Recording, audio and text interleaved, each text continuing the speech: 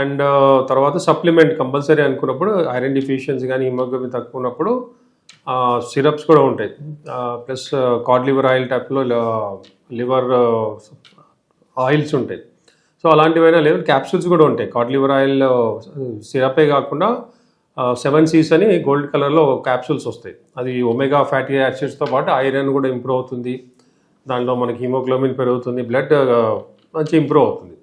And physical activity కూడా బాగా చేయాలి. సో ఫిజికల్ యాక్టివిటీ చేస్తూ బ్రీతింగ్ ఎక్సర్సైజ్, మనకి ఎందుకంటే ఆక్సిజన్ డెఫిషియన్సీ ఉంటుంది కాబట్టి బ్రీతింగ్ ఎక్సర్సైజ్ ప్రాణాయామాన్ని మనం యోగాలో చేస్తాం కాబట్టి అవి రెగ్యులర్గా చేస్తూ ఉండాలి.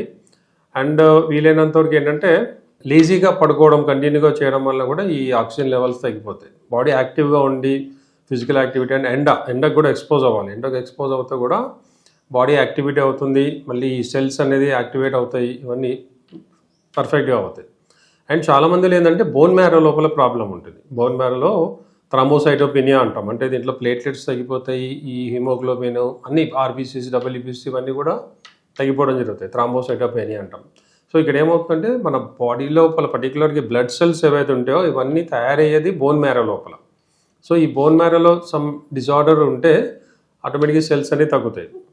సో ఈ బోన్ మ్యారో ప్రాబ్లమ్స్ ఉన్నవాళ్ళు అండ్ చాలామంది ఏంటంటే కొన్ని డ్రగ్స్ వాడేవాళ్ళు, అంటే ఇప్పుడు కొన్ని డిసీజెస్కి ఆటోఇమ్యూన్ డిజార్డర్స్కి కానీ కొంతమంది క్యాన్సర్స్కి వాడే ట్యాబ్లెట్స్ ఏవైతే ఉంటాయో వాటి వల్ల కానీ స్టిరాయిడ్స్ వల్ల కానీ వీటన్నిటి వల్ల కూడా ఈ హిమోగ్లోబిన్ ఐరన్ అనేది తగ్గిపోతుంది. సో అలాంటి వాడే వాళ్ళు కంపల్సరీ రెగ్యులర్గా బ్లడ్ చెకప్ చేయిస్తూ ఉండాలి. 3 monthsకి ఒకసారైనా హిమోగ్లోబిన్ ఎంత ఉంది, ఐరన్ ఎంత ఉంది, ఆర్బీసీస్ కరెక్ట్గా ఉన్నాయా లేదా, ఇవన్నీ చెక్ చేస్తుండాలి. అండ్ ఆయాసం ఇట్లాంటివి వస్తున్నాయంటే వాళ్ళు చాలా కేర్ఫుల్ ఉండాలి.